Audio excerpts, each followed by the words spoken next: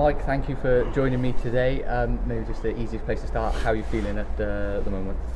Yeah, look, as good as can be expected. It's heading in today into the second lockdown, and it's going to be another tough old month. But obviously, there's lots of people worse off than where we are, trying to keep morale up is pretty challenging. Yeah, we've got a squad of players here that obviously are not playing matches at the moment, not training. How are they coping at the moment? Yeah, they've been remarkable, to be honest. I mean, look, first and foremost, we encourage them to try and go out and get some other work opportunities and employment, and pretty much everyone's doing a little bit somewhere, somehow, whether it's digging up patios or clearing leaves or coaching in schools. They've all gone out their way to keep themselves busy, really, and that's as much as that can be done. We've been in doing bits of socially distanced training, and they've been fantastic when they just enjoy being here and playing small-sided games and rolling their sleeves up and trying to enjoy themselves as much as they can when they come in. Yeah, those sort of voluntary training sessions. Could you just talk us through maybe what they're doing at the minute? Yeah, pretty much. Following the guidelines, really, keeping everything distanced in the gym, and then on the pitch some small-sided games, which we would do it in any normal pre-season anyway. Interspersed with a lot of skill stuff, and gradually transferring into a little bit of semi-contact work. But look, it's important now that we hopefully can continue that, because I think start date could come, it couldn't, but we've got to be prepared as much as we can, and I think there's obviously some stories around at the moment with players going to Premiership clubs as well. So I always said to the lads, if you keep yourself fit, you never know if there's an opportunity to come along and go on a short-term loan somewhere in the Premiership. You've spoken about how keen the players have been to do those training sessions. I guess therefore it's not that difficult for you to keep their spirits up at a time like this. Well, look, it's challenging. Look, there's so much uncertainty around. We're not getting a huge amount of information from the governing body, and what we have had, and the board have been at pains to try and keep them in a loop as much as they can. But the picture changes constantly. So I guess it's managing the emotions.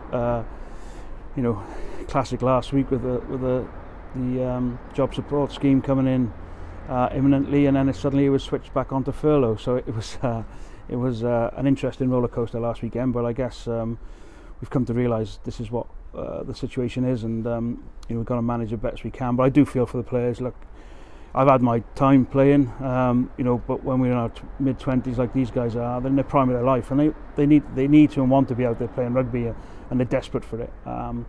So they manage it incredibly well, but I do feel for them, and they're just in terms of their emotional and physical well-being, we need to find a way to get rugby back on the agenda. But not only that, we need to find a way to keep communicating with these guys, and getting more information from the governing bodies out to these group of lads who in essence have fallen between a rock and a hard place between the Premiership they've played, they're due to start again in November, and obviously the community game, who we feel massively sympathy for.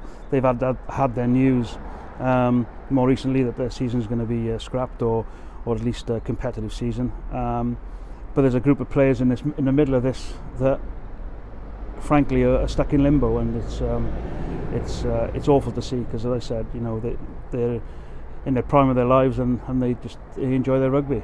Yeah, I asked you a couple of months ago if this was the toughest time of your career, both playing and coaching. Is it getting tougher the more? Yeah, it's definitely there now. It is the toughest part. Trying to give as much information as I can, through the board, and then to the players, keeping them in the loop and being transparent.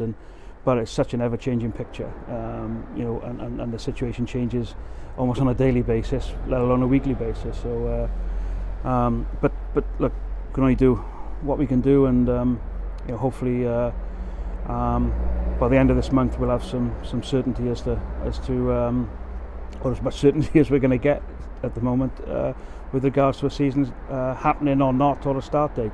And and it must put a smile on your face when you talk about the keenness of the players to come in.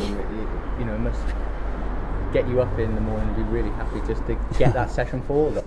Yeah, look, we had a brilliant session on Tuesday, and it was pretty much down to the buy-in of the players. Really, we introduced a little bit of contact into it, and they relished it really, because I think from a running perspective they're all good through the small-sided games and bits and bobs we do into this point.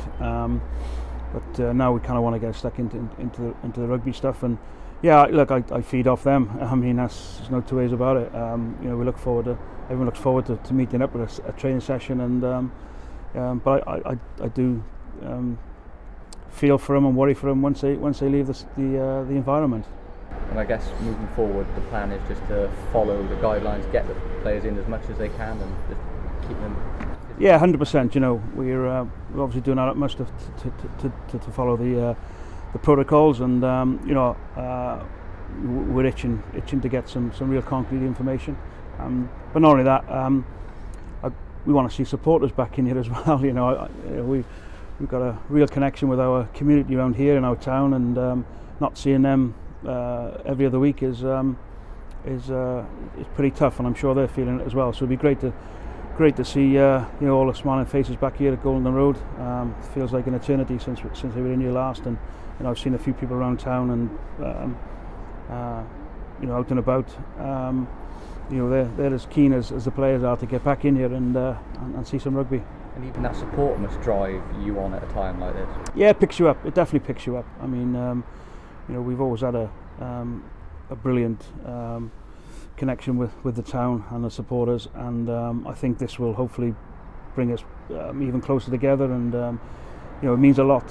In my opinion, this place means a lot, obviously not just the people who work here and play here, but to everybody around the county really, and certainly within the town itself. Perfect. Thank you for joining me. Pleasure.